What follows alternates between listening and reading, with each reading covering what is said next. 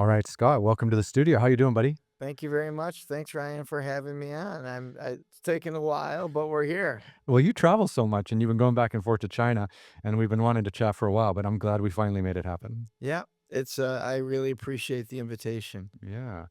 So look, we can get into a lot of different things, but I think, for the guests, for the audience, for myself as well, I'd love to just kind of get to know you. Maybe we can just start at the beginning. Cool. Let's do it. So where are you from originally? I'm born and raised in Flint, Michigan. Live Wow. in the water city that most people know about. So Yeah, Flint, famous Flint, and the documentary filmmaker, Michael Moore. Michael So Moore. Michael Moore is was friendly with my parents, Okay. and he's a couple years older than me, but my mom is in his first movie, Oh, good shit. Dodger and Me. Yeah, so she's Shit. got a cameo appearance, and Michael was running the Flint Voice, Hmm. and my mom, which is kind of a more liberal newspaper in Flint, and my mom loved that and supported everything that Michael had done, and so they got behind him and what he was trying to do, and his co-producer was someone that I grew up with, so it's been fun to watch his rise. That's amazing. Yeah. So you there at kind of ground zero. They were ground zero. There's a lot of really, I mean, we have I grew up in a neighborhood in the suburbs of Flint. My dad was a physician, and he took care of a lot of the people that worked at General Motors. Hmm. And, uh, and so I grew up in a neighborhood that a lot of people have made their way to Hollywood and other places. And so you'd be surprised at who's come out of Flint. So there's some great basketball players, but there are people that have worked in my neighborhood that worked in Hollywood and so forth. So Yeah. I feel like Michigan is one of those states in the United States that exports more than it imports with regards to people. could be, Yeah. could be. It is a beautiful state. Hmm. And I go back every year. My stepmother still lives in Flint, outside in Flushing, but it is uh, I've got a lot of people that have come from Flint like to come back and go up north, and they have houses up north. But Michigan is a beautiful state. It's got everything, and the best part of it are the people that come from there. Yeah. So I still am very close to many of the people that I grew up with, Hmm. and the people in my neighborhood and so forth. So very good memories of growing up in Michigan. So I grew up just on the other side of the lake in Toronto, Right. and I can tell you, Hours, 4 hours drive. 4 hour drive. Yeah. I played soccer in my youth, Mm. and we used to play in the Canada USA games in Hamilton. Oh, really? So in fact, I went to Syracuse University, Hmm. so I would drive through on the Canada side to go through to upstate New York. Yeah, you would have gone from you would have crossed the border at Windsor and Yeah, then crossed it again at Niagara Falls. that's right. Yeah. Right. I've done a I've few drives around there. I've done that a lot of times. But Toronto's a great city as well. So, Hmm. but it's very close. Hmm. Very so. Same part of the world, same winters. I feel like if you can go through a winter with people in like a similar kind of climate zone, that it's easier to be friends. It's easier to connect with them because you both understand what 6 months of darkness means. Sure. There. You know what I mean? Sometimes I love living in Los Angeles and the weather here. Hmm. And I always said I moved from Flint to upstate New York. I was in New York City for a while. Hmm. Then I went to Taipei, Taiwan, which is also an up and coming city, a beautiful place, and Beijing. And so, but I always said that I was due for a climate lifestyle move. I've gotten that in living in Los Angeles for sure. much more different than Beijing. Because I was in China 18 years. You've done a huge stint there as well. I was 26 in Beijing and 4 in Taipei. I can't wait to start unpacking that. Right, right. I had a wonderful experience. So, Yeah. I've been lucky with my life trajectory. Hmm. Let's just put it that way. So what did you study in Syracuse? So I played soccer, and that Syracuse had a really good soccer program, and they also had a good communication school. And when I was very young, I had an uncle that was in the public relations business, and he had suggested that I go into the public relations business. So I kind of was convinced that I was a should have been a PR man from a very young age, and I did that for my whole career. But That's amazing that that so came to you at such a young, like who goes into university and then actually does what they study in university. I was one of those maybe geeky type of people that I tried to understand what would made a great public relations person, and I convinced myself that that's what I was supposed to do. I think it was absolutely right for me. Um, I kind of when we get into the China section, I'll share a little bit more about kind of my life's mission, but in it I I was convinced that I should go into the public relations business, and that's what I pursued out of Syracuse. But I spent 4 years in Syracuse studying, and I played soccer for the university. Yeah, that's amazing. So, I mean, did they have a good D1 program? We won the Big East. Oh, congratulations. So I played 3 years. We won the Big East. Now Syracuse is like they won the national championship 2 years ago. Hmm. So it's a really first-rate program. We had a great program. In fact, all those guys that were on the team are all connected on a kind of a WhatsApp community, and so, it's nice to I'm a big person in, like, the communities of people that you meet along the way, and, so from my friends in Flint to, like, the team in Syracuse, I've made some very, very good friends. Yeah. So after Syracuse and after kind of studying public relations and communications, you thought New York's got to be the place for you? I was you know, it was like, go to New York and try to cut your teeth in an agency job. So I went, I really didn't have a lot of connections there, but I was knocking on doors, and just one door after another, and you need to my advice to a lot of young people today is you need to get started. No matter what it is, just get started, get some experience. And I knocked on a bunch of doors, and there was one smaller agency after 3 weeks of knocking on doors and sleeping on my brother and my sister-in-law's couch, they were ready to get rid of me. I've done that before. Mm, It was a cousin though. right. They, I got a job, and, I wasn't making a lot, but I got a chance to cut my teeth in a small agency in New York, Yeah. and, I loved it. I mean, I met some really good people, and, I started, my career there. Mm. It's Amazing. called Michael Klepper Associates. And how long did you stay there? So I was there for about a year and a half.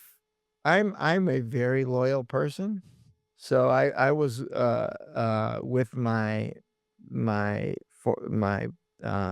the firm that I left for 35 years, so which I'm still working with them, Ogilvy. But, I was there for a year and a half, and I had broader ambition. They were a small firm, they were really good at what they did, and I had a client, that was the CEO of the American Management Association, and he became a kind of mentor to me. And he had suggested, and I was thinking about going to law school or business school, and he had said, "Don't do either. Go to internationally and get some global experience." This is the CEO of the American Management Association. So I said, "Okay, great." He said, "Go to Asia." What year was that? That was 1987. Well, that's good advice. So, actually, Japan was all the rage in New York at that time. Mhm. And so I went to, I started to look up PR firms that have global presence and presence in Asia, and Ogilvy Public Relations was one of those. It just so happened that a person that worked at this small agency before me and worked in, and went to Syracuse University was the CEO of the Asia office of Ogilvy Public Relations. Where was that office based? He was in Hong Kong. Okay, so Ogilvy Asia was Hong Kong at that stage? At that stage. Yeah. And so I applied to Ogilvy PR in New York, and I got a job. Mhm. But he came back from Asia, and he wrote to me, and he said he's still interested in meeting me. And so I met him, and but he didn't I wasn't totally forthright. I think I should have been in retrospect, but I was like, "I just wanted to meet you because everybody kind of, I went to Syracuse, I'm, interested in international, and people used to talk about this guy in my firm all the time. So I wanted to meet him, but I had already taken the job in Ogilvy, New York. Mhm. And so I was part of a team, and so it's hard to kind of maneuver. And it was probably serendipitous that I stayed in New York for 4 years working with Ogilvy PR. But the people who are the principals of the firm had, um they I told them that if there was ever an opening, I'd be interested, and they would always bring opportunities to me, so they were really very, very gracious in that. S I think my direct bosses probably we didn't necessarily want to lose a staff and train somebody new or whatever, but the people who led the firm knew of my interest, and in the year, 1990 I had a chance to go to Australia, Mhm. and I was like, "That is so cool." I mean, I loved Olivia Newton-John. I, there was, Crocodile Dundee was, like, all the rage, I remember that. and so I'm like, "I'm gonna go to Australia." But they didn't have the infrastructure to bring over someone from the US. So a year later, my boss called me. This is a famous story within Ogilvy. My boss called me into the office, and he said, the CEO of the company, and said, "We've got an opportunity for you, and that's in Taipei." And I said, "That is exactly where I want to be." And I went back to my office, and I looked up where Taipei was. That's amazing. I'm not too. So I'm going to Taiwan. So, and a couple weeks later, I was on a plane to go do a look-see in Taipei, and absolutely, loved it. It was gonna be new and different, and a little bit like you and your kinda travel journeys. Mhm. It was like I didn't really know what to expect, but I wanted just a new experience, Mhm. and, I got it and more. I mean, I went. It was a really great office. There were great people. Some of my very closest friends are the people who I worked with, and they hired me, and that came out of Taiwan. And I also met my wife there, which is the big prize. So, it was a great move. There's like I'm a total believer in fate. I mean, I don't know how someone with no Chinese skills ends up in Taipei without even knowing much about Taiwan, except everything was made in Taiwan.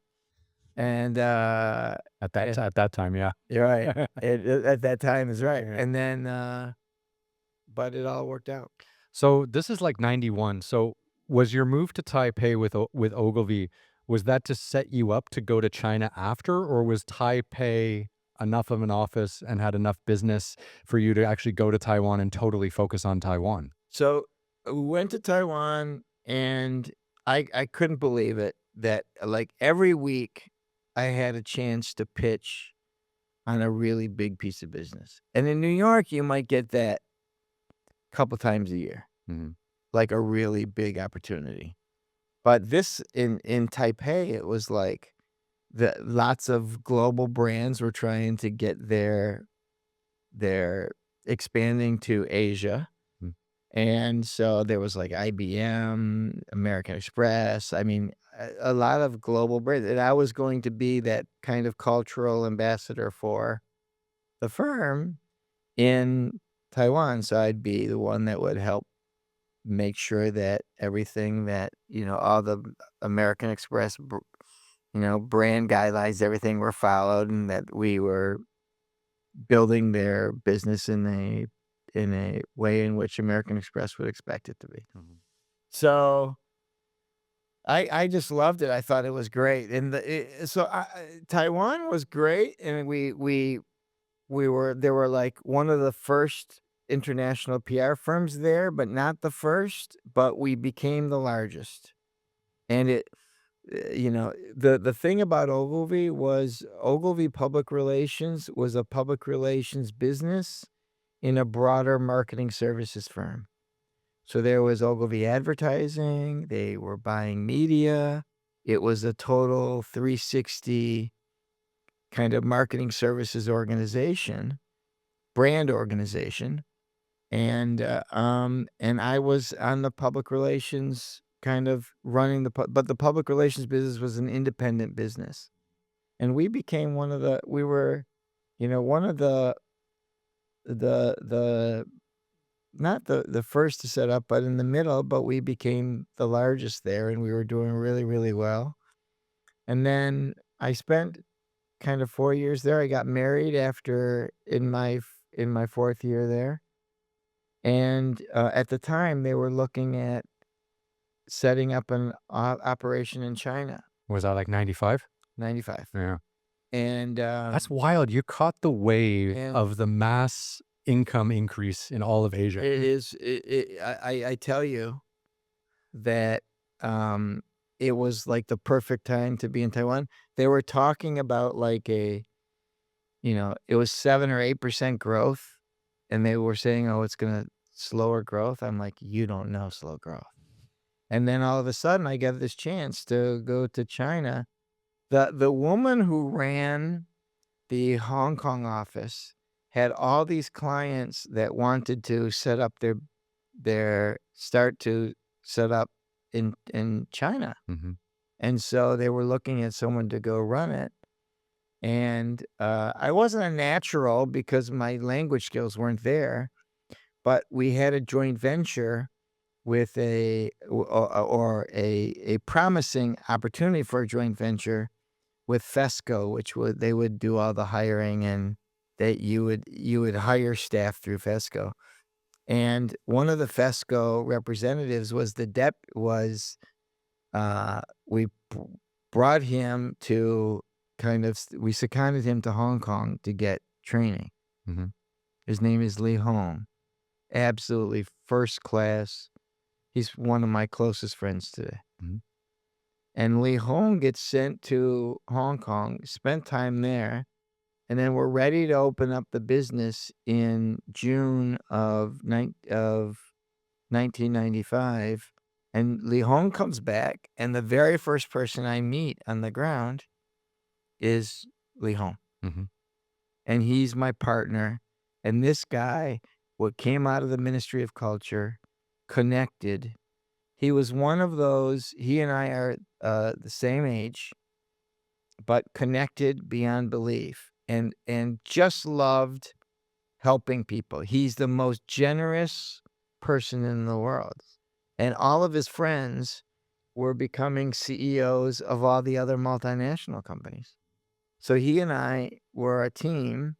I was kind of helping to navigate all these companies coming into China, and Li Hong was kind of working together with me on making it all work. We hired people, and it was just a great combination. I cannot stress enough the the people you work with and the people you hire are the most important combination when you're starting something up. Yeah. And then I of course, I had a great friend who was running our Hong Kong office, and she was sending business up, and she was first class public relations person.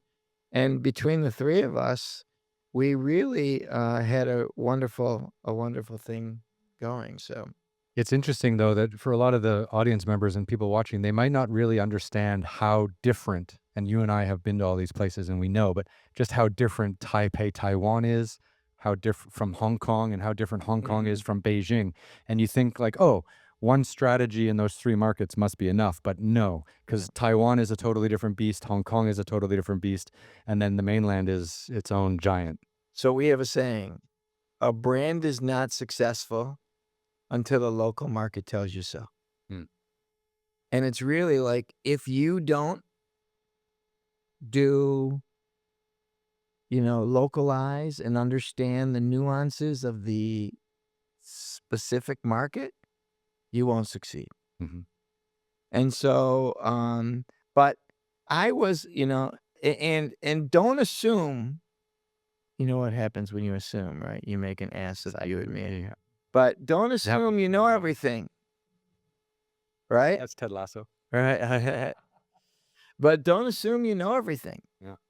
And Lee Hong, you know, I would go into a meeting and a client would ask me a question and they would say, "What do you think? How do you think the Chinese will respond to this?" And I'm like, "I don't know. I mean, I know that I'm the managing director, but Lee Hong, what do you think?" And we were a good partnership because I was setting him up to be the counselor. Mhm. And he was a supreme, and still today is a supreme counselor. And so, in fact, after a few years, became chairman, and I was the managing director because he deserved that title. And he today is one of my closest friends, and worth he's we share a lot with each other because about my kids grew up, his kids grew up together, so he was helpful to my wife. My wife was in the media business as well, so when my wife came over to China, she was part of the Ogilvy media operation, which became Group M, Mhm. and, but Li Hong was always extremely generous with his time and advice and everything. It's interesting, because I worked for the New York Times for about 10 years covering China, right? Yeah. From I think like 2002 or 2003 up till past the expo, like 2011. And we did tons of stories about like, American companies or Western companies coming into China and like trying to get themselves started, trying to build up their businesses and stuff like that. And the ones that didn't have a powerful American and Chinese duo at the top of their business pretty much all failed. Like they needed, if you go in there as a business leader, you absolutely had to have a Chinese partner who was, on board and an absolute facilitator to just make things happen. Yeah. Yeah. One of my early memories was how successful IBM was. Hmm. Now, IBM had a guy who was like the father of the technology world called Henry Chow, Hmm. a great ambassador for IBM. Henry is, I think, Hong Kong Chinese, is Australian citizenship, but every leader in IBM respected him. And Lou Gerstner used to come in and really appreciate Henry. And Lou Gerstner was, he was the big boss of IBM that turned around IBM. And I always respected the way that they were structured. Hmm. So every time I met a Chinese company who were talking about going global, I said, look at the successful Western businesses in China and structure yourself like they've been structured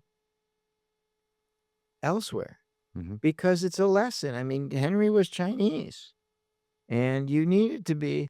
I mean, I think you're kidding yourself. There are some very successful Westerners.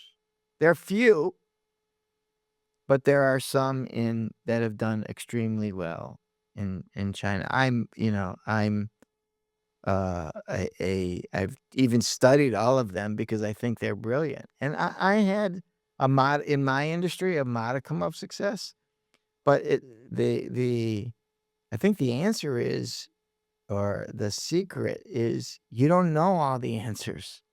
So you need to be surrounded, and you need to, some long time China folks that were there well before me. I was like the second wave. You and I were the second wave. What year did you come in? I got there in 2001. I was a little bit after you. Okay. So there were some that were there when China opened up in 79. And those people that have stayed along, they're like trust issues. Hmm. Uh and the people that don't trust and don't have those relationships and think they can do it by themselves never really succeeded. Hmm. But the people that have succeeded, that not, it's like not everyone is trying to trick you. Sometimes you gotta be a little bit vulnerable and so forth. So I know that might sound naive, but I I I credit that with my success. One of the models for me of great kind of ability to function in China was Roberta Lipson. Did you know Roberta? I did not know her. She is the head of she set up the United Family Hospitals. Oh, okay, I know those. We had those in Shanghai. Right. Yep. And so she's the CEO of that. And she was the one that came in 79 and they were selling medical equipment and so forth, but developed the hospitals. And she's extremely generous with her time and her advice, uh, and I think she has a healthy perspective on China and the US and how, uh, China and the US can work together. I think she's the chairman of the American Chamber of Commerce now, or one of the officers in Beijing, but she's phenomenal at building a business and also executing. Hmm.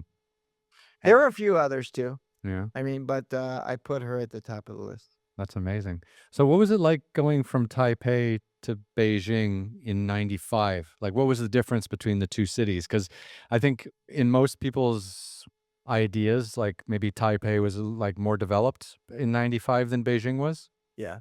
The one thing I would say about Taipei, so when I went to Taipei, everybody talked about the pollution. Today, nobody talks about it. They've cleaned it up. They've got nobody recycled back in 91. There's like recycling religion in Taiwan now.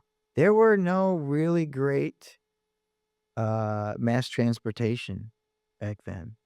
They have trains now all over the city. It's really a great case study. I love going back to Taiwan. My wife is Taiwanese, and I love to go back because even on the river, have you been? Yeah, I've been there a few times. I filmed there once too. Right. Yeah. So they've redesigned the whole river. It's a whole biking community now. It's like really wonderful to be there, and the food is great and the people are nice. So I'm a big fan of Taiwan. Mm.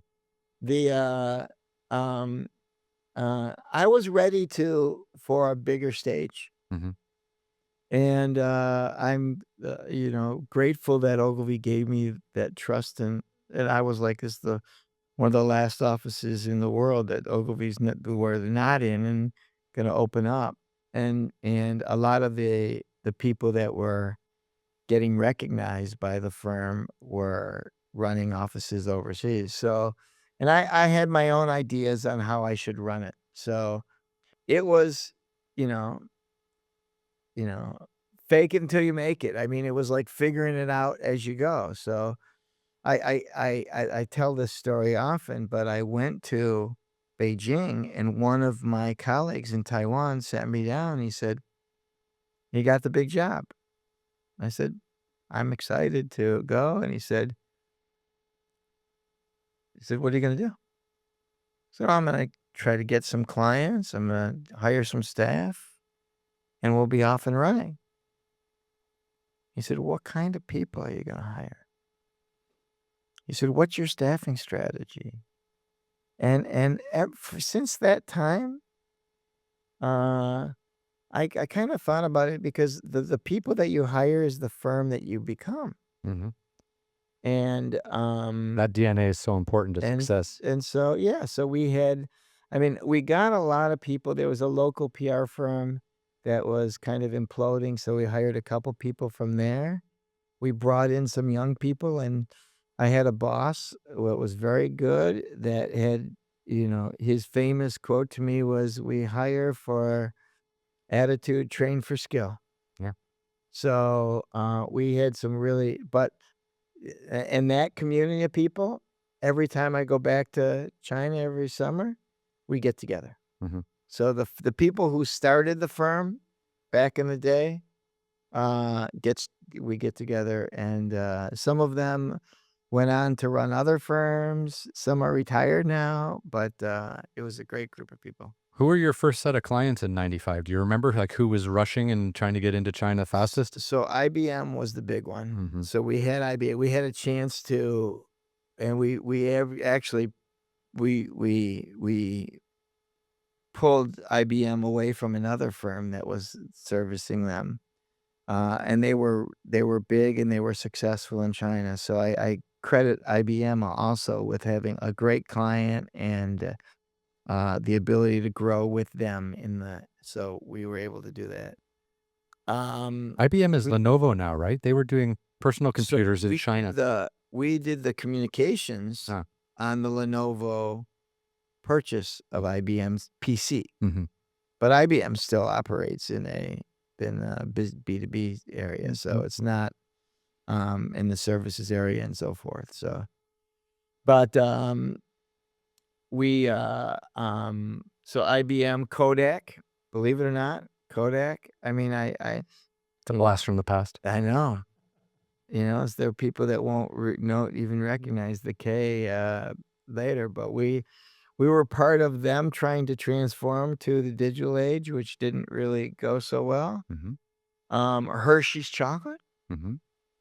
we went through a process of Hershey's setting up in China and figuring out the sweetness level of chocolate because it's different palates and different tastes. Unilever Mhm. was a client. I had a young, uh, woman who was really good at luxury brands. So when Cartier first opened up and Bali first opened up, we were doing a lot of those types of clients. So Mm. That's amazing. And so a lot. I mean, I can't say I know a lot about the luxury sector. My wife laughs because there was one year when we were managing maybe 10 luxury brands because of this woman's, and they featured the agency leaders of those companies that were managing luxury brands.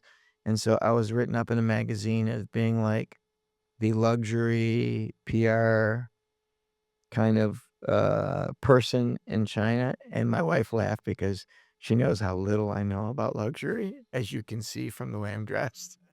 you look But comfortable. but, but, yeah, we had a really great set of clients. You know, uh, I can't stress in the development of a PR company and firm, there's some basic elements you gotta get right. You gotta get the right, and it sounds so trite, but you gotta get the right people. Mhm. You have to have the right type of clients. Getting clients that just any client, that's not my that's not my school of belief. Mhm. You need a client that fits with you and that's respectful and that you can grow with. Mhm. Oh. So Well, I mean, yeah, when you have the time or if you have a nice stable of clients, you can afford the time to wait and find those ones, right? Like you're not so Well, desperate. in those days, China was a perfect place because you had lots of opportunities. I think it's a little bit I'm still working with my team in China now, and it's more difficult now than it has been in the past, but when we were there in the late -- was crazy because everybody was going public. Hmm. So I brought a there was a we got a chance through Li Hong to bid for one company that was gonna be the second company to list on the Chinese company to list on the Nasdaq exchange. And we didn't have any capabilities in China for that, but we had it in San Francisco. So we called the San Fran this is where the network worked, and I think Ogilvy, was fantastic. And so there was a woman, Renee Hartman, who is a very close friend of mine today, and, she was our kind of liaison. She was a CFP, certified financial analyst, Hmm. and she, came out to China and helped us navigate the listing of Asia Info, which was a fantastic listing and experience, and she ran our IR business, and after that, all of these Chinese companies that wanted to list on the US exchanges were coming to us, and we had, like, 5 people doing investor relations. We weren't even leaving our office to sign the contracts, and a fantastic counselor and running that practice. Hmm. She left. We hired a guy by the name of Porter Erisman, I know Porter. so Porter joined us. Hmm. Porter and Jack Ma was just rising at that time. Jack used to kind of when I would bump into him in public settings, used to talk about his vision. He was really such a great evangelist. And so Porter stayed for about a year. Porter actually worked on Asia Info and left for Alibaba. Yeah, that's when I met him was when he was doing stuff with Jack at Alibaba because we were doing stories on Alibaba all the time. Right, Yeah. and then Renee came after but Renee was Porter's counterpart on, and that set up Porter for and have you seen Porter's movie? I haven't yet. Okay. No. Yeah, It he did one on Jack. well, yeah. Yeah, So he did one on his experience at Alibaba. right. Yeah, So, no, I gotta catch up with that guy. It's been way too long. he's in Japan, married with a couple kids in Japan, Okay, that's good for but, him. it's, So what did a Chinese company need at that stage to go public in the United States? Like because you'd have these companies that were hugely successful in China that nobody even has heard about in the United States. Like how do you build that awareness? well, there was the aura of so the China narrative was everything was growing in China. So investors wanted to be part of that climb. The, So it was just FOMO, like just, it fear of well, missing out? yeah, but they needed, uh basically, they needed someone to help tell their story, their narrative. I mean, in the brand, there as an investment brand, there are certain things that IR firms do. They'll do the videos, they'll do the press releases, they'll do the announcement strategies, they'll do things of that nature. So we were working on just the build up to the make the listing day a coming out party for them as a global investment brand. Mhm. And so everything that it was part of that. So, there were certain kind of regulations on what they could do and not do as it relates to kind of calling up the New York Times or something, and so you had to wait till they listed to do that, so but it would be helping to package the announcement strategy and all the communications that go with that. Wow. And that yeah, you're right. Like the late 90s and early 2000s, that was when it was all happening. That was so there were a lot of people that did very, very well, and it was fun. I mean, it just was, I remember some days when I'm winded running from meeting to meeting and that it's just like there's so much opportunity. So it was fun to be able to you had to be open and kind of positive but we really experienced a that was really a great run during that period of time. I got one Then of the my financial crisis came, so yeah. it hit. I mean, the market dropped in 99, 98, 99, Mhm. and so it dried up a little bit, but there've just been waves of we were still growing, we're a small team, so in the PR business, kind of you're measured by, your past performance, so how well you gotta grow every single year, so we were growing by leaps and bounds, and we had a really good team to do it. I mean, my biggest fear was ever losing some of the talent that we had, and of course, I lost we lost talent because everybody was coming. I was Lee Hong's greatest promoter. I mean, I just thought that he was brilliant. I wanted to put him in front of everybody, and, I'm his best promoter today, but and then one of a competitor came along in the mid 2000s and took him away to lead their agency network, and I was, like, devastated that he was gonna go.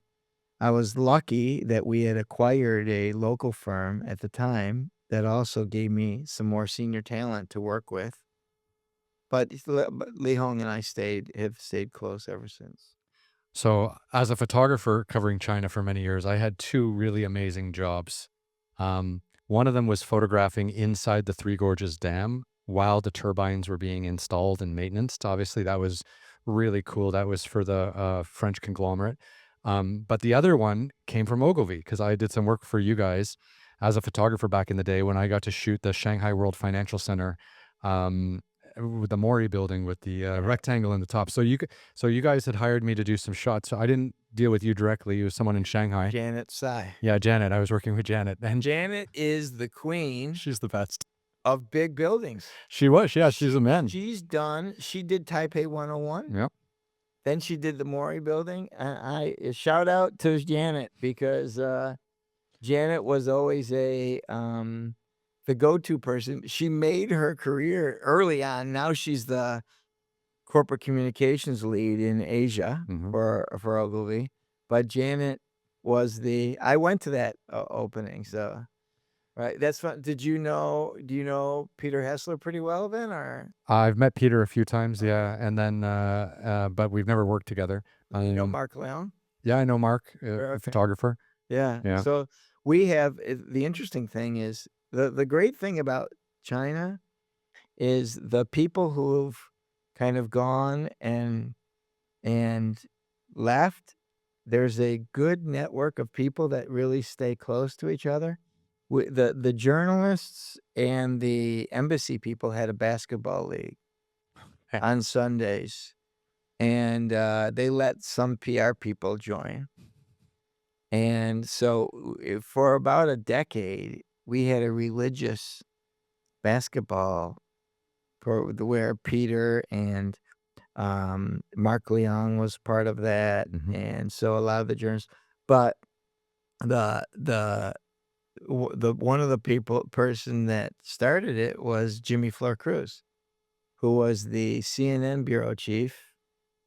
He was pretty much the longest serving expatriate in China because he came over, uh, before martial law took place in the Philippines, and he was stuck as a graduate student in China. And, today f he became a journalist later. He never went back to the Philippines for several years, and for decades. And, he was I think he was Time Magazine, and then he was, CNN bureau chief for a while. He was working for Time Warner for a long time, and now he's the ambassador the ambassador for the Philippines in China. Oh, really? So I had dinner with him last night. I had dinner with him and a bunch of former, China his cameraman was there, and so but I have such uh, positive feelings about the people I've met, and it's like, because you're all on the boat together and you're trying to figure it out, Mhm. and you've got this economy in this country that's developing and looking for best practices and things of that nature, it was really a wonderful time to be there. Yeah, it's true. Like I think there's something that connects all of you when you go to a place like China when you're young, right? And you start to grow up there, you start to have your experiences there. Like I was 22 when I arrived in Shanghai, to try to figure life out and stayed 18 years. But I kind of gravitated a little bit more towards Mark Rosewell, Dashan, because he's Canadian, so we bonded a little bit over that. And then a few photographers in Shanghai that were also Canadian, like Greg Gerard, like we became quite close. But There's a guy, did you know Mac Brody? I've heard of Mac Brody. I never met him though. So Mac Brody was, in Beijing, Canadian, I think from Ottawa, and he was working in our public affairs group. Hmm. Wonderful guy. Okay. And I mean, so I had the honor and the delight to lead a firm that had lots of clients and really good people. And I think a lot of my staff were a lot smarter than me. I mean, Mac is a brilliant guy, and Mac is the CEO of an agency network in the Middle East right now. Oh, is he? Okay. Yeah, but he is a proud Canadian, and and he and I worked together on a lot of things. But we had a really good group of people that are still very connected today. I mean, there's not a day that goes by that I'm not getting a WeChat message from somebody that says, "Well, are you coming back here?" Or and the beautiful thing is, like, wherever you go, and my wife and I have done this in this part of our life, is wherever we go, we're meeting people that were part of our life in China. Mhm. So that's been my kind of I even, even gravitate to people in Los Angeles who've had China experiences, as part of the Asia Society. I'm, uh, I'm involved at USC. I teach at the moment, but I'm also involved in the US China Institute. Mhm. So, because I that's my passion and I just wanna stay close to it. Yeah. Do you ever run into Gary Rochelle? There, Or Gary Rochelle? no. No.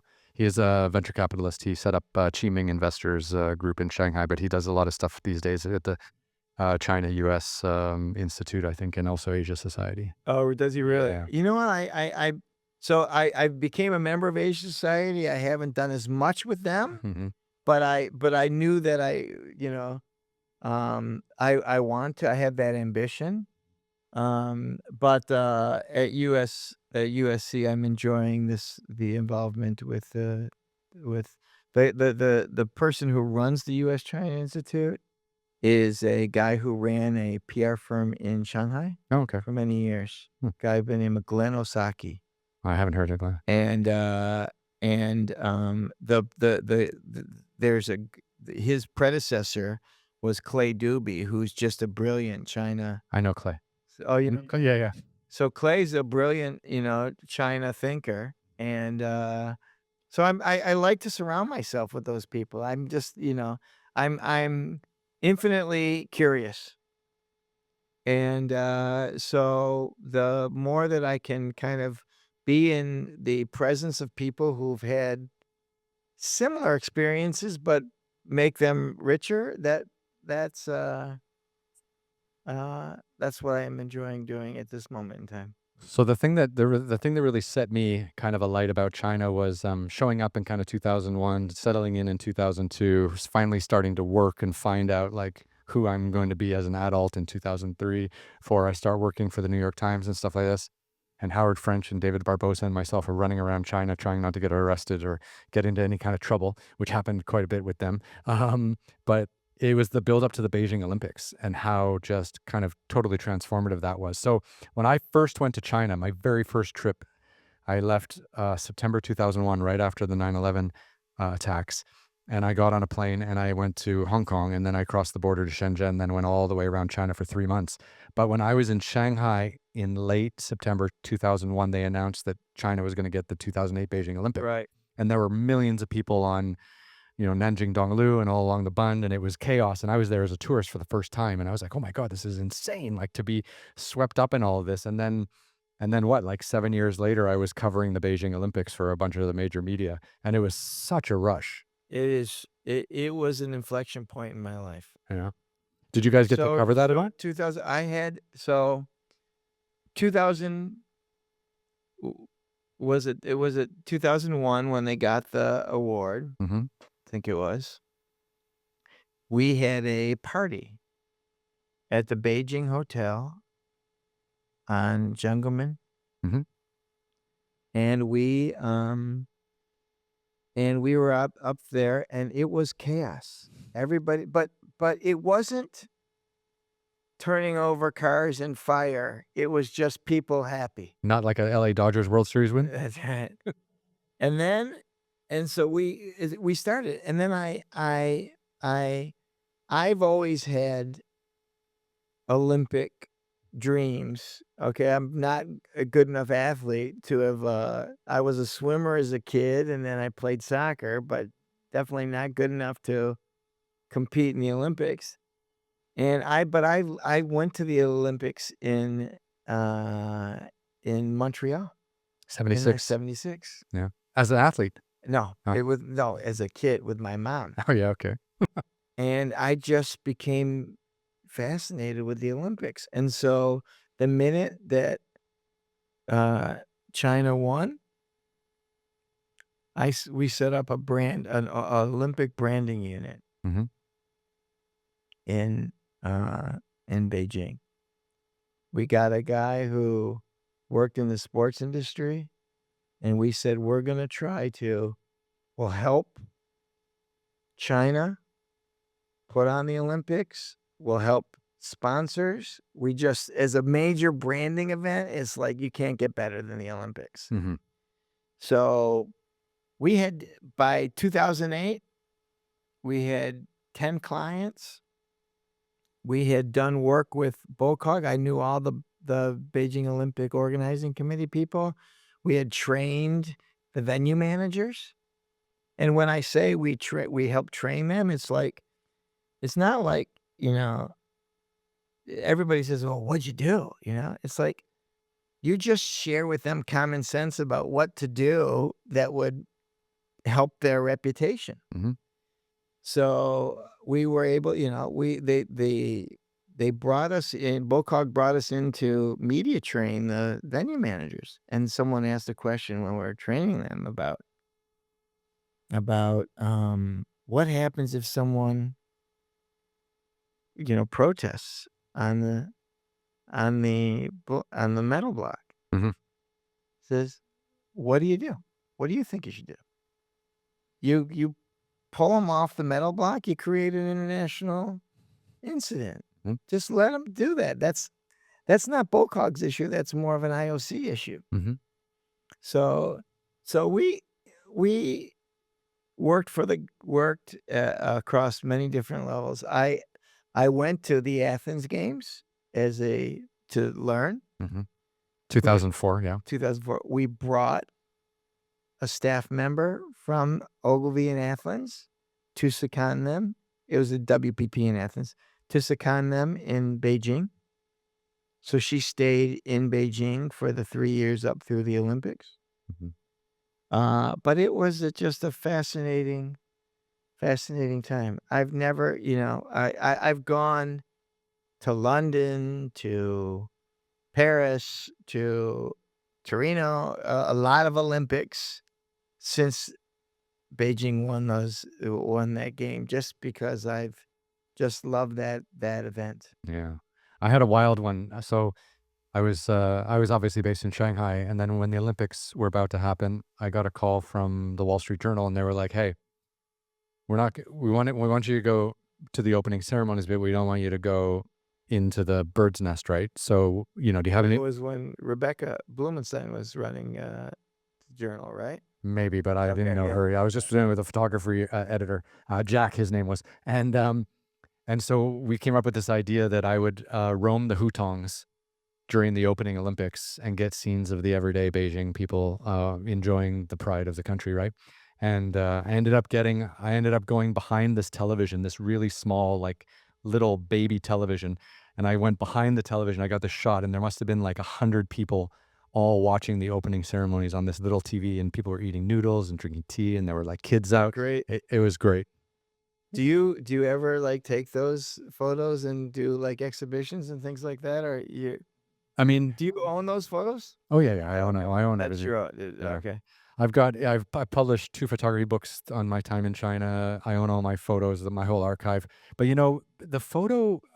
like, I was traveling really consistently doing photo exhibitions and talks, yeah, before 2020. got it. And that I think a lot of those venues disappeared, Right. over the 3 or 4 years when things were But closed. the photo exhibitions are fun. I mean, they're cool. And it's funny. My dad was watching in Michigan, Mhm. and he's watching. He says, "My God, there's so many happy people." But I really believe that was also a coming out party for Beijing because people were able to see, like you and I know that the narrative, depending on which media you're reading or listening to or whatever, it it there's tells so many different stories about China. And it's very confusing. Yeah, and to be honest with you, there's not one China story. There's many China stories. Mhm. So, my dad was watching, he said, "Wow, everybody seems to be so happy." I said, this is, the experience that I have." I used to love working in China because the optimism. Mhm. People were, they were gonna live better lives than their parents lived, and that was exciting, and that was easy to motivate people. I loved it because no one talked about politics, and it was just peaceful. There you go. I mean, that was Yeah. Well, here's one for you. I worked for all the major British and American and Australian news outlets over the years, including Hong Kong and Singapore too. Um, and and it was funny because the narrative a lot of times was pretty negative about of China, and course. I got caught up in that quite a bit. It came to a point where I just like had to get out of it because sure there were a lot of negative things going on, but there were also a lot of really positive things going on, and so when I decided to try to make my first television show, I wanted to ride around China on a motorcycle and show people like the diversity and the different kinds of people and religions and cultures and landscapes that exist in that one country. And that was kind of my redemption tour after being caught up in a negative news cycle for over a decade. I get it. I mean, uh, sometimes I mean, I know the journalist had a different experience, and I appreciate that. Mhm. And, some of them, and so but I didn't have that type of experience Yeah. by and large. I mean, I had a lot of help. Mhm. Okay, I mean, I had, a great assistant who, worked with me throughout my time there. I had my wife, of course, who was always a kind of, help me understand what was going on.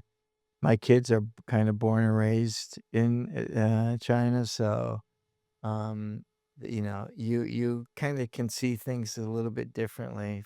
Yeah. I think people who were involved in the business world, tended to have more positive experiences, but the people around the journalism world definitely struggled. Yeah. I get that. I get that. I mean, I would be brought in sometimes by the State Council Information Office, and you could have and I appreciated some of the relationships I had because you could just, like, you could have an honest conversation with some of the mid-level people, Mhm.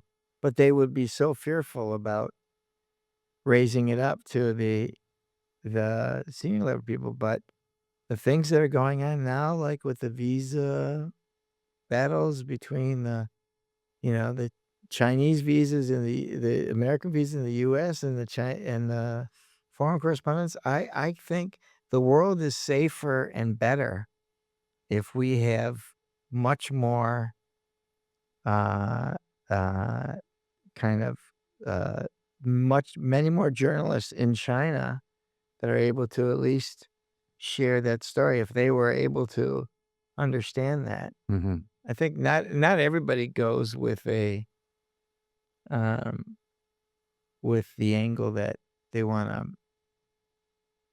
tarnish the China. There are just many, many stories to be told about what's happening in China. Well, if the narrative is true and the United States and China become these two, global competitors that are gonna take us through the next 50 years of, uh, you know, our global economy and managing essentially the geopolitics of the world, we should know as much about China as possible, and that comes through journalism and stories Yeah. and soft features and hard features and everything in between. But the worst thing you can do is cut yourself off and have no information, because that's when you know, the the hawks and the people that wanna have conflict, they can just trump up things and start playing Yeah. narratives because no one has an answer to what's really going on. Right. Yeah. There are many stories. I mean, I look at I'm not a China apologist. There's stuff that happens there that I don't necessarily agree with. Mhm.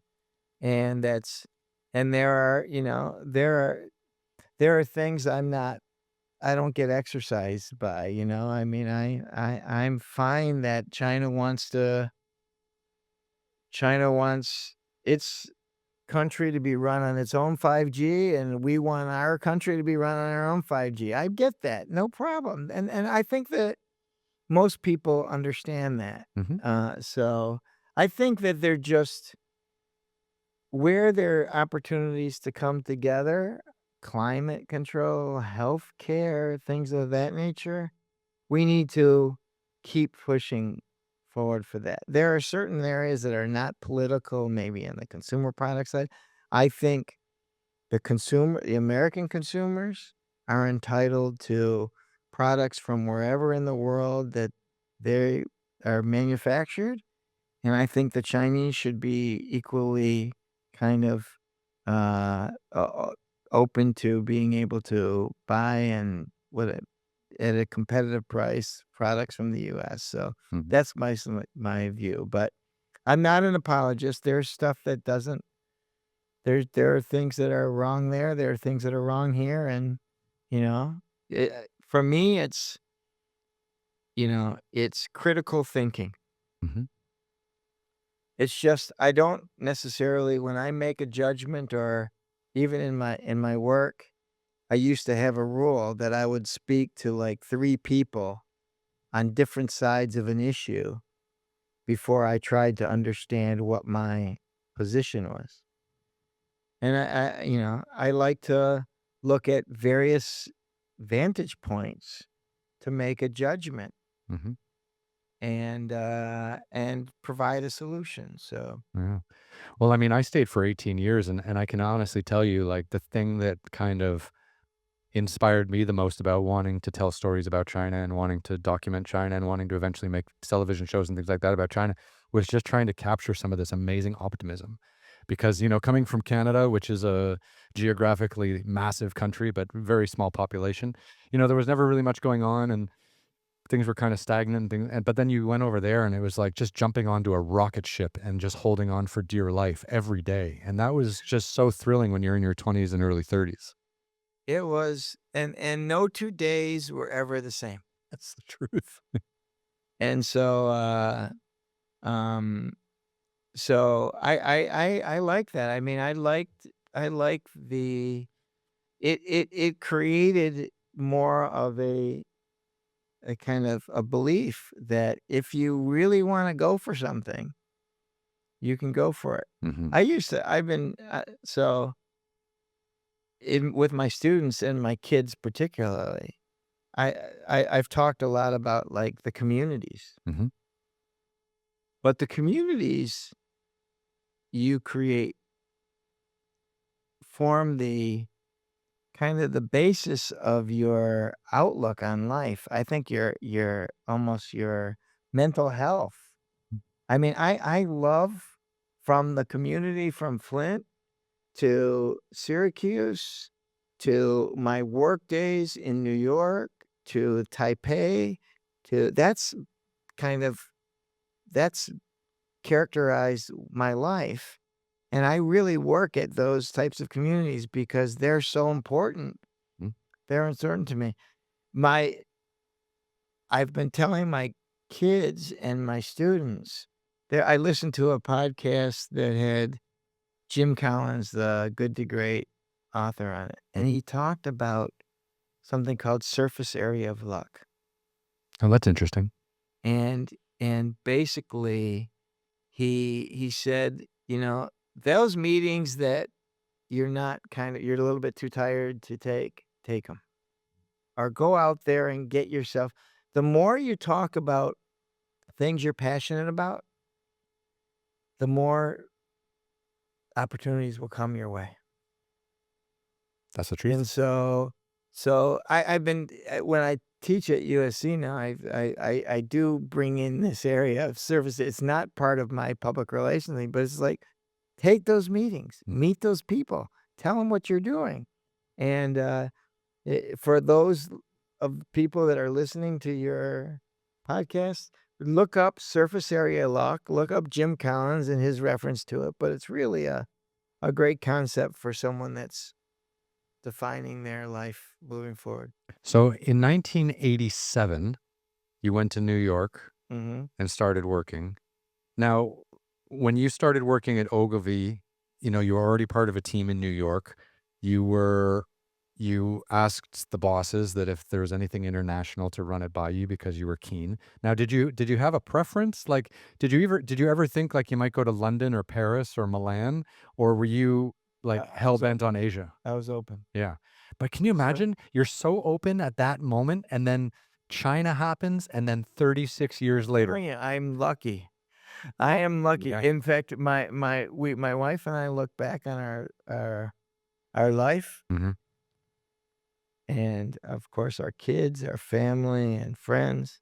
We are blessed, actually. We're lucky. Yeah. And, we had a great ride, and, we were part of a great company. Mhm. I mean, Ogilvy, I ran this PR business that was an independent PR business. The competition tried to pigeonhole us as being a PR department of an advertising agency, but we were not, and most people who knew the industry knew we are not. Mhm.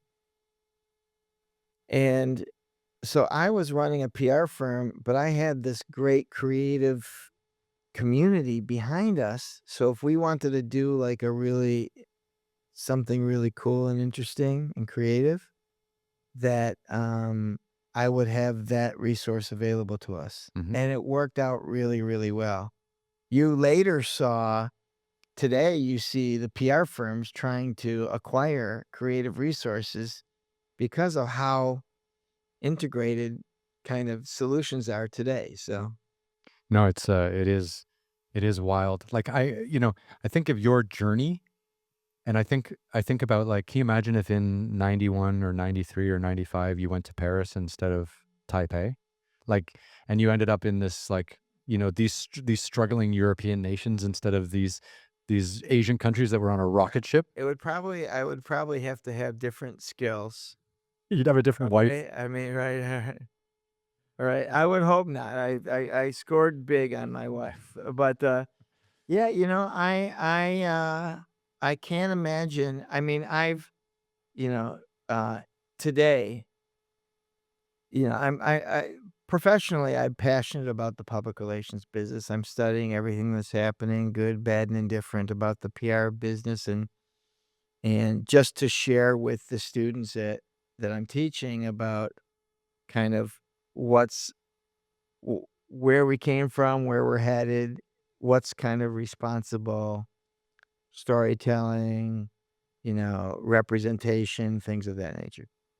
And I'm passionate about the peaceful coexistence of the US and China, Mhm.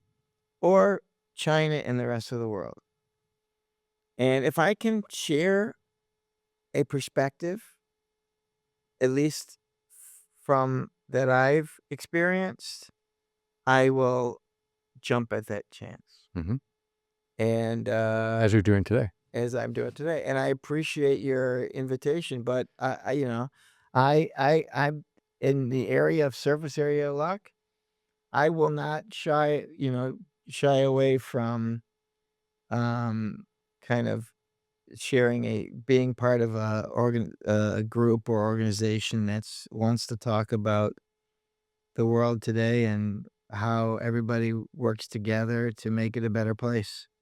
The So that's you know that's kind of what I wake up thinking about. Tell me one of your favorite memories from just living in Beijing that has nothing to do with your work at Ogilvy. Because you were in Beijing for what, 30, Right. 30 plus years? So I the basketball league. So right, the basketball league was I loved that community of people, and even there are people that I'm friendly with today. Paul Mooney. Did you know Paul? I know Paul Mooney, So yep. Paul's in San Francisco. But, Jimmy was part of that group, and his cameraman went trans, so we were together, but and then Hessler, and there were a bunch of Matt Forney and, Jim Gradiville and a I bunch know of Matt people. Forney too. So a bunch of people that were part of that group of, people. And Mark Leong actually organized it. Mhm.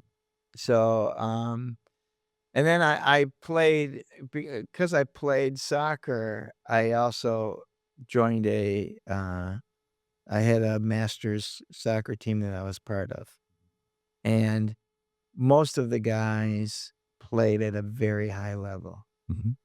Some of them played pro, and we traveled around Asia in these tournaments, and we would just wipe up we won all these. I'm about 10 years older than these guys, but they let me play with them.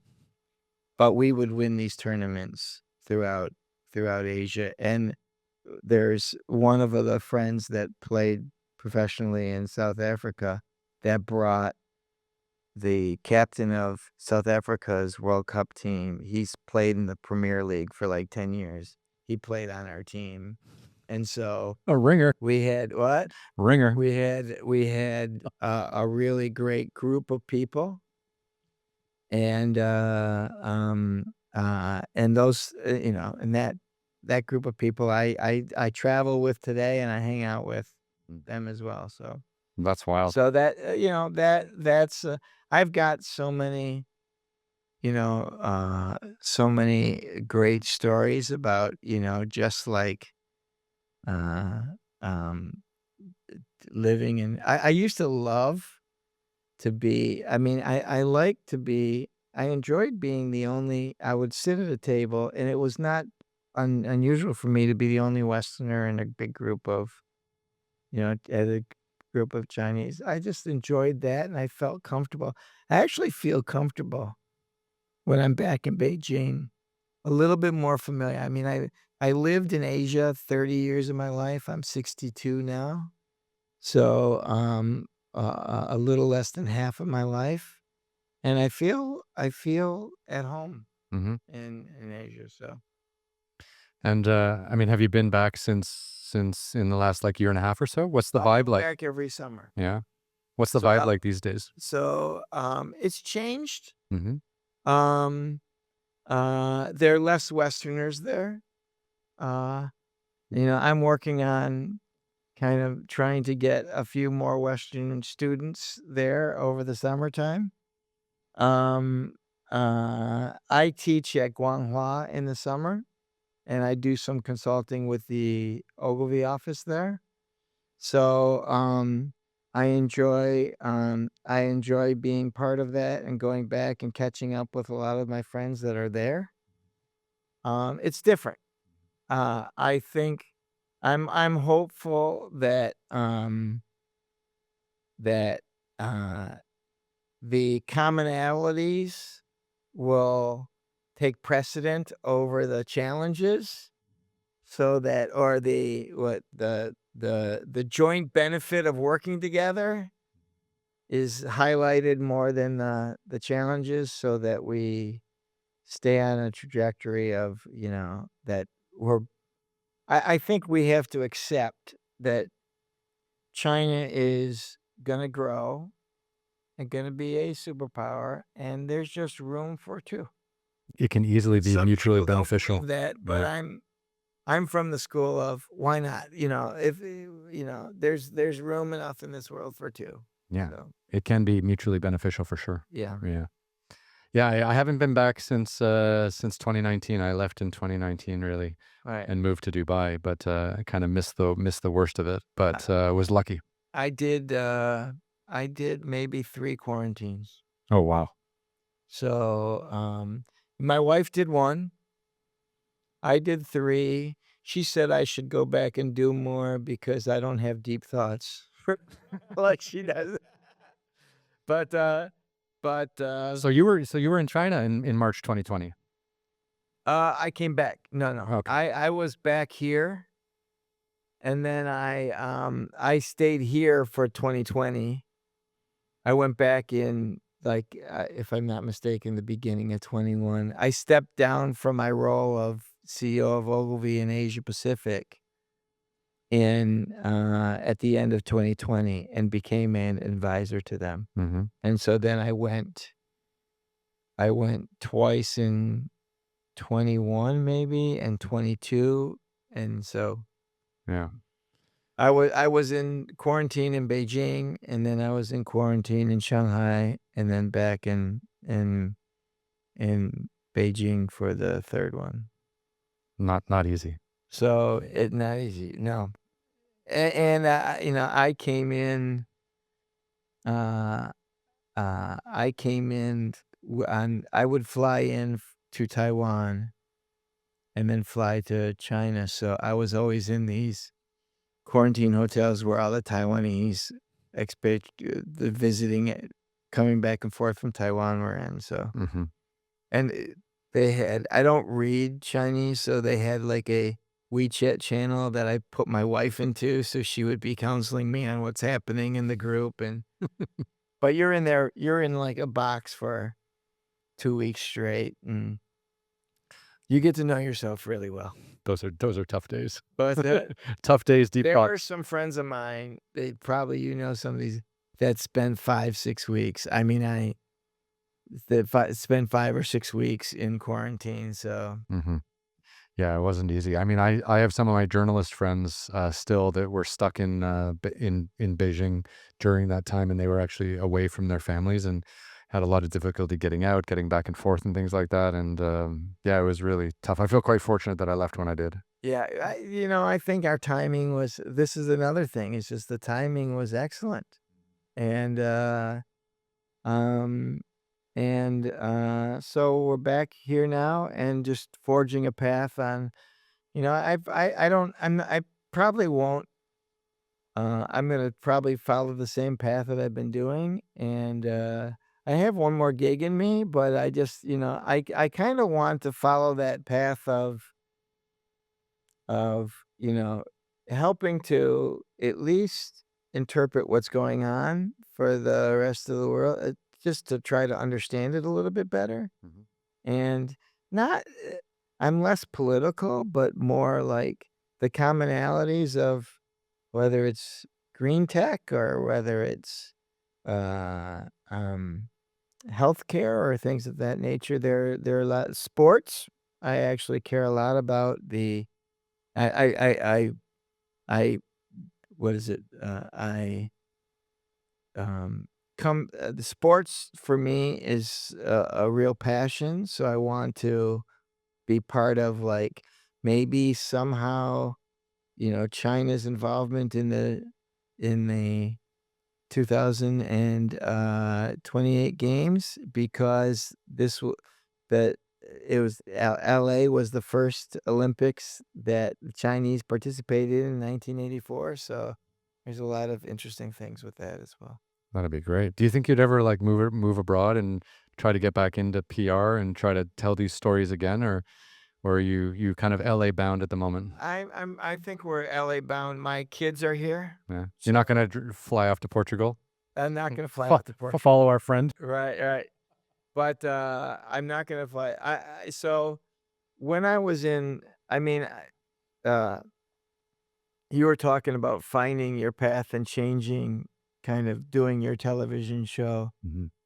At one point in my career, I I kind of looked at my life and I'm like, okay, what am I doing here? It was kind of mid 40s, maybe late 40s. And I'm like, what am I doing here? Early onset, What's that? midlife crisis. I'm like, I'm an American guy running a PR firm in China. I enjoy that. I'm married to a Chinese woman. And so and most of everything I'm dealing with all the time are like cultural communications issues. Hmm. So I said, I'm going to be a cultural communicator. And so I decided to, I was writing a column in the Beijinger called The Lighter Side of China. Oh, that'd have been nice. And so I wrote 20 columns, tried my hand at humor.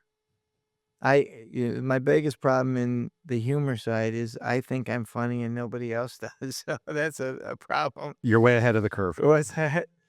But and so I wrote this book called The Lighter Side of China, and it became a bestseller because it sold out because I bought every single book. In fact, my wife wants to burn those. She wants to do a bonfire and burn those. But Cleanse the soul. right. But wrote that book. So, I'm a cultural ambassador. If I can continue to do kind of cross-cultural communication things and help advance the profession of the public relations business and be the father and husband that I want to be, and family member, I think that's the gold standard for me. Well, that's not a Right. bad wish list. So Did you ever see Stephon Marbury play for the Beijing Ducks basketball team? I saw him coach. I met Stephon Marbury. Yeah. So I was given like a pioneer award by the American Chamber of Commerce. And then the person who followed me the following year was Stephon Marbury. So I presented it to Stephon Marbury. Hmm. And my kids have interacted with him on a couple of occasions. So I did not see him play. Yao Ming is a friend, and we do work. I still do work with Yao Ming. So we're affiliated with the basketball side, Hmm. and The Shanghai Sharks? what's that? No, more the CBA. Okay. So our Beijing office does communications for the CBA. So I've enjoyed. I have a huge amount of respect for Yao Ming and the role that he played in just being a cultural ambassador. Actually, Yeah. probably the best that China had in the U.S. So, and then the gymnast Li Ning. Oh yeah. That was Yeah. so The sprinter, No, the hurdler. he was a gymnast. Oh, okay. He was the Iron Cross. He won 3 gold medals, like 5 medals in 1984. He has the brand Li Ning. Right, the shoe company. Yeah. Yeah. Okay. So he was my neighbor when I first moved to Beijing. So he's become a friend. So Yeah. I hope to do some things in the sports area. Yeah, that'd be nice, actually. Yeah. I mean, I remember when Yao was playing for the Houston Rockets, we always used to see him around Shanghai in the summertime because he's impossible to miss. Right. But I always loved Stephon Marbury's story because I was a big basketball fan. I played college basketball, and then when I was in China during those days, he was. Oh, you must know Mark. You know Mark Fish? No, I Bob don't. Fisher. Oh, he was in Shanghai. He's a good basketball player. I never played basketball in Shanghai. Right, I kind of got burnt out at university level, and then I played rugby um, right. as an expat in Hong Kong and Shanghai and stuff like that. I just love Stephon's story of kind of deciding to leave the NBA and then having the second career in China that was unbelievable, and no one knows about it. So in personal branding side, Hmm. he, you know, he reinvented himself. Yeah, And really the Chinese loved him, and he's got a statue now outside the stadium, and it's really a great story. it is. So So in your 30 plus years of running Ogilvy in China, what was kind of your greatest business achievement or your greatest kind of project that you worked on that front? Something that you'll always kind of remember, either for being difficult and challenging or for being a huge success. in 1998, We're going so back. we had set up, we were 3 years in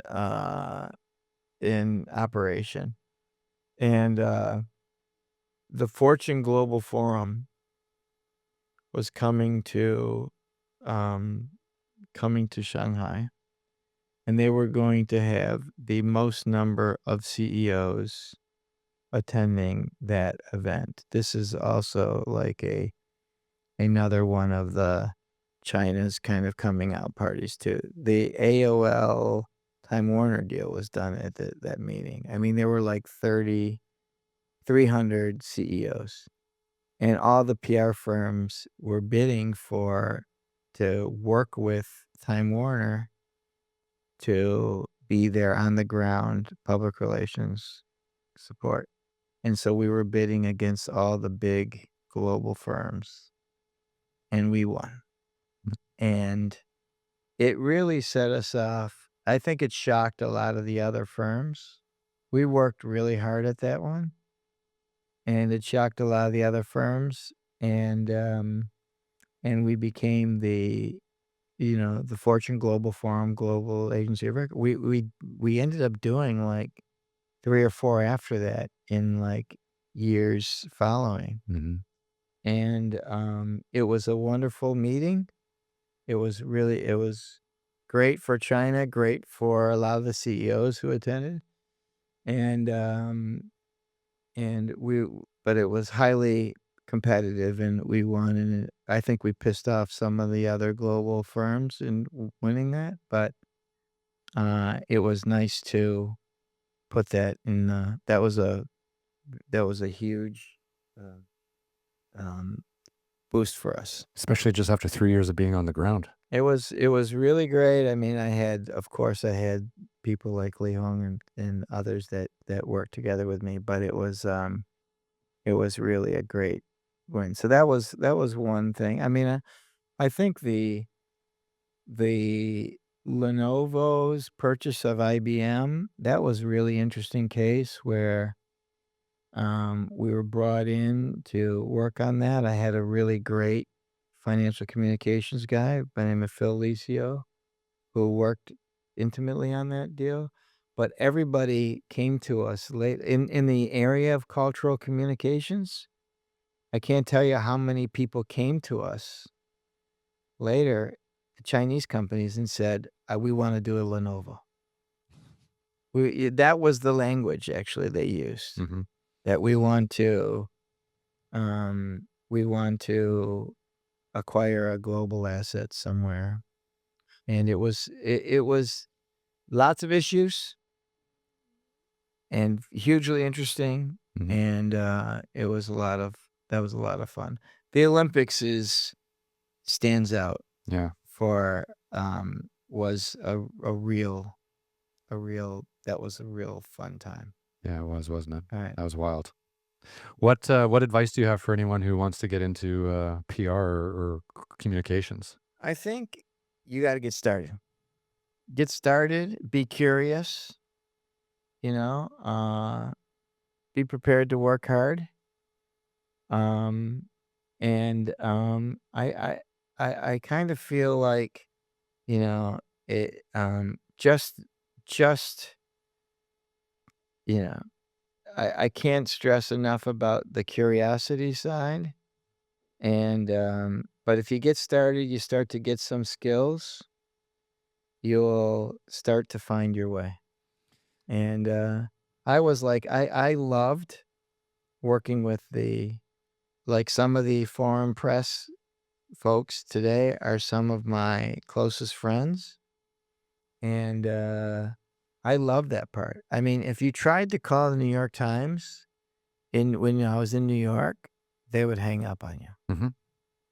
But because China was such a unique place and everybody was looking for access, Mhm.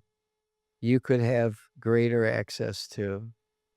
And if you had some good clients that they wanted to talk to, Mhm. Yeah. It was a small world, wasn't it, for us back then?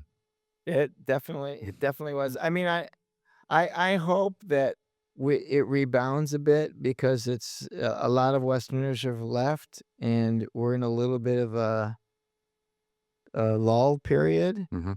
But I certainly hope for those people who I just hope that uh, some younger people like us when we were our age have the same opportunities that we had Mhm. in, and particularly in Asia. Um, I mean, I don't know if I think a lot of the advice that people are giving now to people who want to get international experience is to go to the Middle East.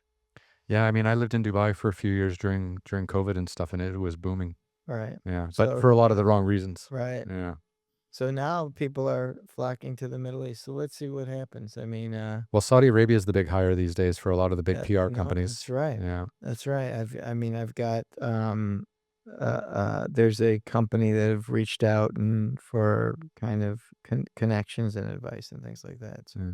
So that was actually going to be my next question is like, in 1987, somehow you figured out like, I need to do this internationally. Like you had this idea kind of when you first graduated that like you wanted international experience, but then, you ended up with a good job in New York. So you stayed there for a few years. And then when you got the chance, you went to Taipei. How important do you think it is today in an even more kind of globally connected world? How important do you think it is to actually get that international experience? I think it's forget your career.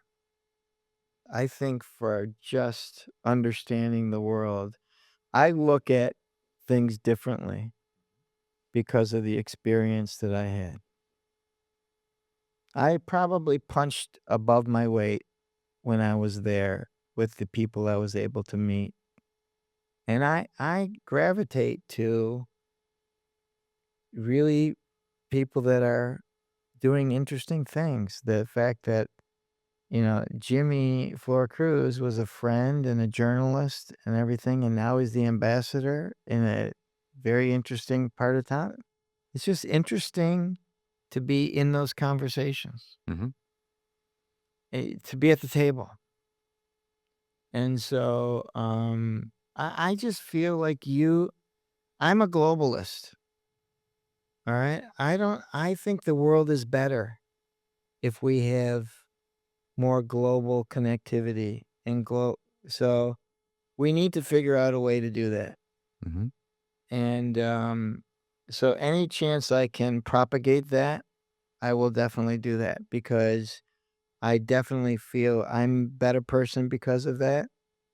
And, I think the world is small. It And is. so to be too close-minded about I don't have a problem. Look at nation states operate in their own self-interests. So China can look out for its own issue needs. The US can look out for its own needs, but we can cooperate and travel and sit at the same table and have honest conversations. And I think we just need to continue to do that. Yeah, for sure. I think you just end up being a much more well-rounded human being when you have the chance to see more and travel a little bit more. And I've been touting on this podcast for the last year that I would love to see like some kind of mandatory gap year, installed for Americans where they can finish high school. And if you're not an athlete and you don't have to go on to university right away, that maybe you take some time and figure out who the hell you are, and there's nothing better than going to a country that doesn't speak English for a month and figuring it out. Yeah, it changes all your fears. If you've never been outside of your kind of own city or something like that. Mhm. There are some people that don't go outside of a certain radius or whatever, but and they have, like, all the answers about where the world should go. I think you gotta really understand. I'm not going to be the one person that dictates how I'm not qualified to comment too much on how countries should be, governed. And, I have my views on this country, and I have my views, obviously, on China, and I try to kind of be influential in that space, but I'm not that expert. But I've seen too much of how the everything ri all boats rise Mhm. when you kinda collaborate. I am a competitive person, highly competitive, but sometimes fair, open competition is not a bad thing to bring out, to help all boats rise. Yeah, you can go further together, even Yeah. if even with a competitor. Yeah, you don't wanna, you definitely having a competitor always makes you a better person. Agreed. Yeah. Yeah. Favorite book about China? Every I I like a lot I read a lot of the books, Hessler's, I think, book, Rivertown is probably he's one of my favorite writers. Mhm. Um, That book uh, made me wanna go to China. what's that? So you did the Yangtze, I mean, that he's a very good writer. Evan Osnos is a very, very good writer. Yeah, he was at the Atlantic after Peter, right? Right. Yeah. Or Uh, he was the China guy after Peter. he was that's right. Yeah. Well, I think they were there together. I mean, they had a couple of, James Fallow is a good writer. Mhm. He wrote Postcards from Tomorrow Square. There's a number of really decent books, but I like the storytelling. I like the humor of Peter Hessler, because I know him, I can hear his voice when I read it, so I loved, in there's this one thing in Rivertown, 2 years on the Yangtze for anyone who wants to get it. It's absolutely crucial. But I was reading that, and I just remember this scene where he was trying to, relive his American routine in Yuling or Fuling, which is where he was based, teaching English, for the Peace Corps. And, so he's trying to do his regular routine, which is he would wake up in the morning and go for a jog. And he started realizing, like, after 1 week that going for a jog was completely detrimental to his health because he was taking in so much right. pollution that he had to figure out, like, He's other a ways to right. exercise. Yeah. So, this he had a column in the New Yorker that was really great. It was about his move back from China to Colorado, Mhm. and he detailed the process of the Chinese coming to pack the bags in their outfits, and they wouldn't let them touch anything, and everything was so organized. Mm.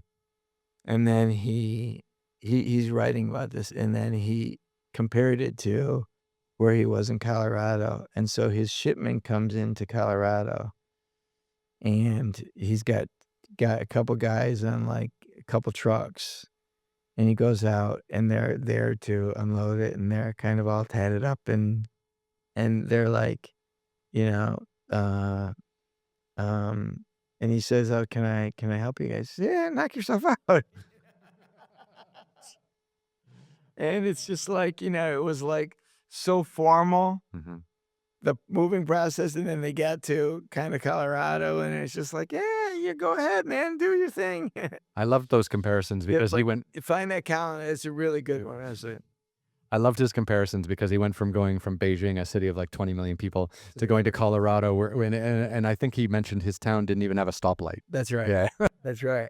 I know you spent time in the Middle East too, so right. He's a very humble guy and a very, smart Yeah. Good writer. I met him at the Shanghai Literary Festival once. Okay. Yeah, that's where I connected with him. I mean, they're I wrote, I mean, my book is my lighter side of China. It was just a collection of the columns that I wrote, but it was just my own pet project or whatever. Mhm.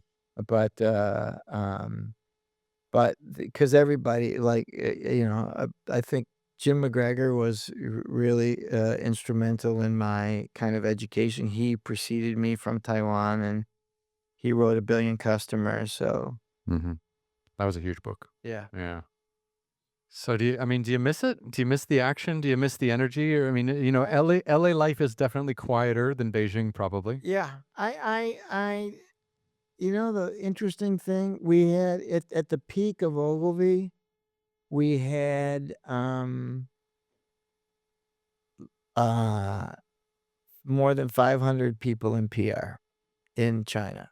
Oh, wow. And so I don't miss all of the administrative and I like to have a good qualified high performance team.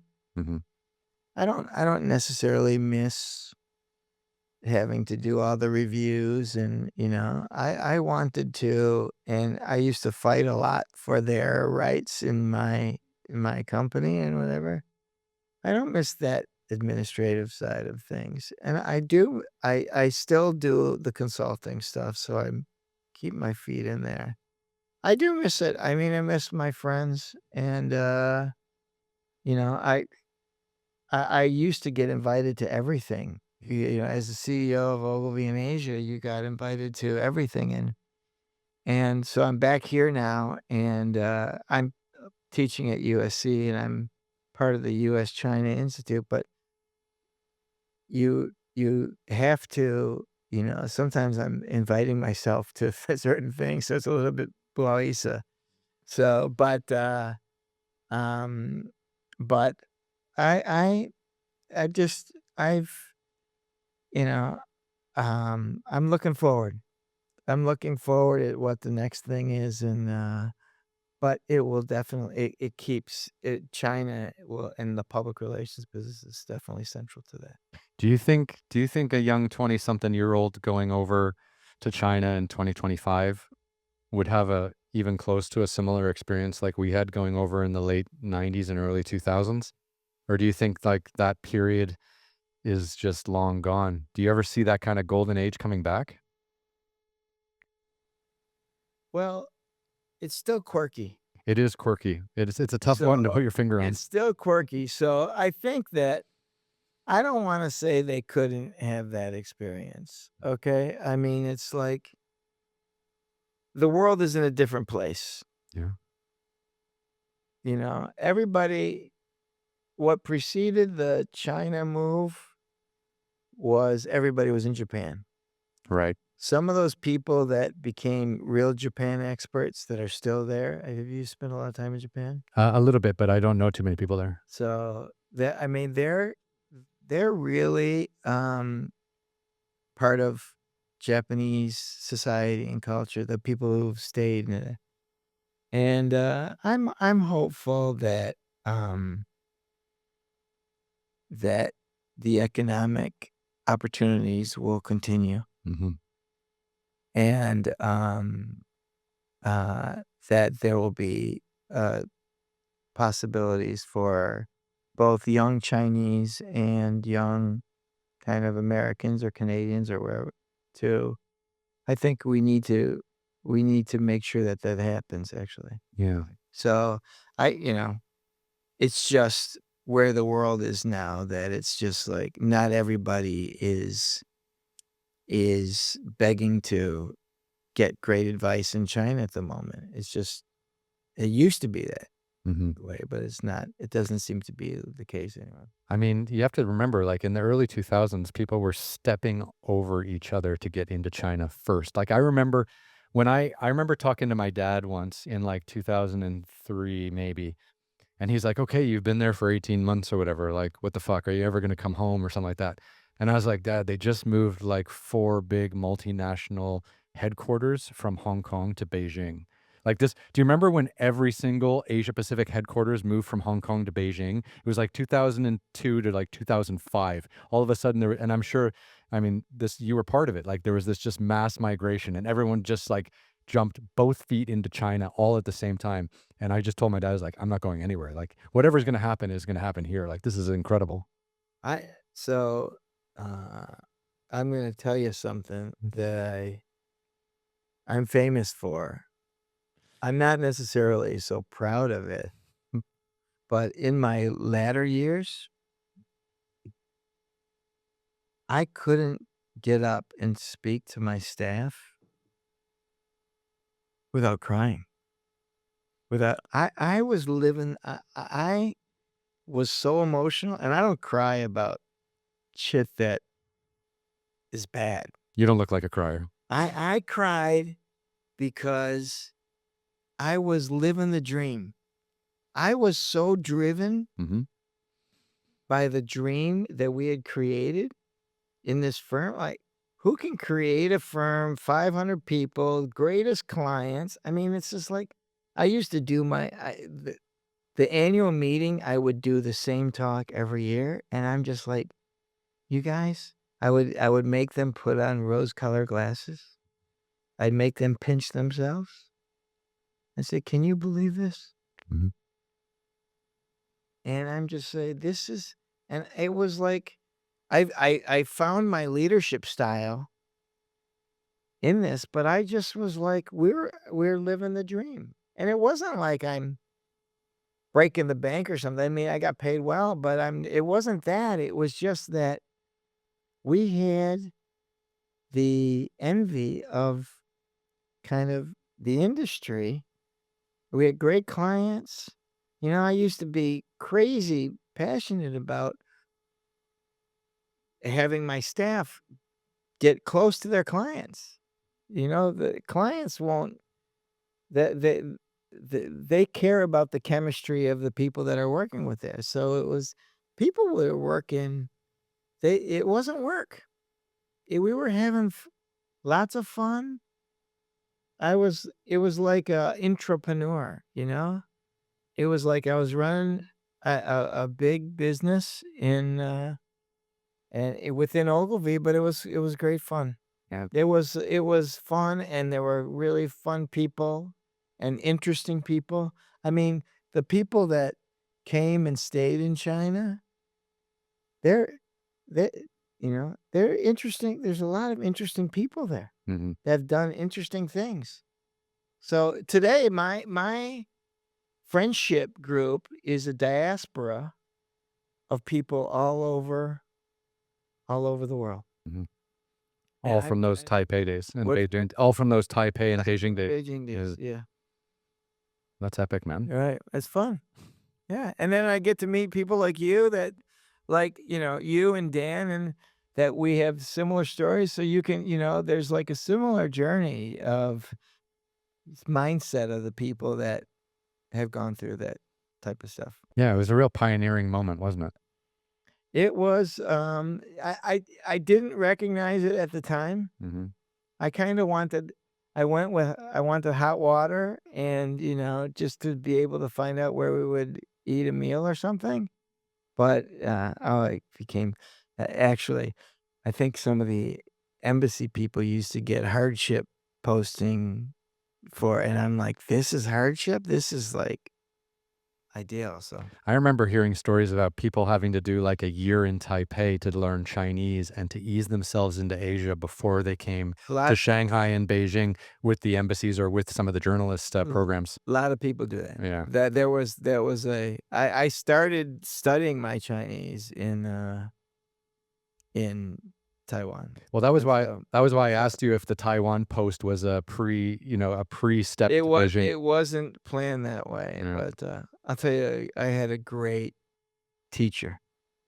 She was short and quiet, and she would come in and she would teach me Chinese from 7 to 8 o'clock in the morning, or 8 to 9 o'clock. And but I was getting my day was getting started, and I was getting a little bit, you know, anxious about all the things I had to do, so I was not a really good student. She's trying to teach me the word for policeman, Mm-hmm. Jincha. jincha, and I can't remember. And she's telling me 10 different ways. Mm-hmm. And she's this very proper, quiet, young Taiwanese woman who's been doing this for me for months. And she looks at me and she goes, okay, I'm going to stoop to your level. Jing fucking cha. I've never forgotten Jing cha. That's brilliant. What? That's brilliant. So, Yeah. right. Jin fucking shut up. That's right. Yeah. Well, is there anything else from those days that we haven't chatted about? Or you think? You know what? I hope that your audience appreciates this. I could talk about this forever, and it was a really wonderful experience. I really appreciate your invitation Mhm. and your passion for China. And if anybody ever wants to connections or talk or rehash something that I mentioned here, I'd be more than happy to do that because it's such an important part of kind of my life, and I just want to spread it. So, thank you very much. It was a delight, and I hope we've not bored anybody into the China stories that we have. I have a lot of people following along in Asia, so they'll love it. Okay, great, But now we can go up here, show people we're in the same room. There's Right. Scott. Great great. Thanks so much, great to Ryan. have you on. Come back Appreciate it. anytime. Thank you so much. Okay, was that okay? That was great.